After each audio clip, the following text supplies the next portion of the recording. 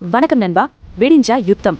இன்னைக்கு John 12 India முழுக்க உத்து பார்த்துட்டு இருக்கிற அந்த நாள் வந்தாச்சு. தளபதி விஜய் சென்னையில இருந்து டெல்லிக்கு கிளம்புறதுல ஆரம்பிச்சு சிபிஐ ஆபீஸ் வாசல்ல இறங்குற வரைக்கும் ஸ்கெட்ச் போட்டு தூக்க காத்துட்டு இருக்கா டெல்லி போலீஸ். உண்மையாவே இன்னைக்கு என்ன நடக்க போகுது? கைது நடவடிக்கை இருக்குமா? நண்பா, நமக்கு கிடைச்ச தகவல் படி தளபதி இன்னைக்கு காலையில விடியற் காலையில சென்னை ஏர்போர்ட்ல இருந்து தனி விமானம் மூலமாவோ அல்லது ரெகுலர் ஃபிளைட்லயோ டெல்லிக்கு கிளம்ப வாய்ப்பு இருக்கு.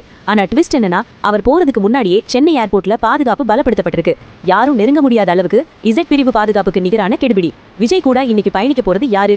வழக்கறிஞர்கள் டீம் மட்டும்தானா, இல்ல முக்கிய அரசியல் புலிகளும் இருக்காங்களா? இதுதான் இப்ப மிகப்பெரிய சஸ்பென்ஸ்.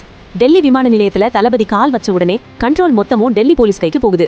இன்னைக்கு ஏர்போர்ட்ல இருந்து நேரா லோதி ரோட்ல இருக்கிற சிபிஐ தலைமை அலுவலகத்துக்கு போற வழி முழுக்க ஒரு தனி ரூட் மேப் ரெடி பண்ணி வச்சிருக்காங்க. நடுவுல எந்த மீடியாவும் மறிக்க முடியாது, ஃபேன்ஸ் யாரும் நெருங்க முடியாது.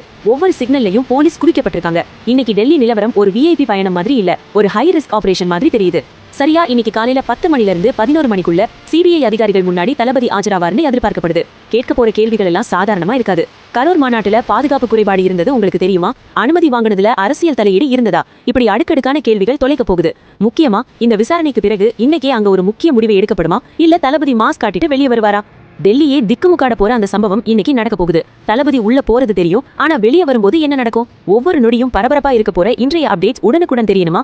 இப்போதே நம்ம சட்டம் அண்ட் வினோத் சேனலை சப்ஸ்கிரைப் பண்ணுங்க. இந்த வீடியோவை உங்க நண்பர்களுக்கு ஷேர் பண்ணுங்க. அந்த லைக் பட்டனை தட்டி விடுங்க. காத்திருப்போம். தர்மம் வெல்லுமா, சட்டம் பாயுமா?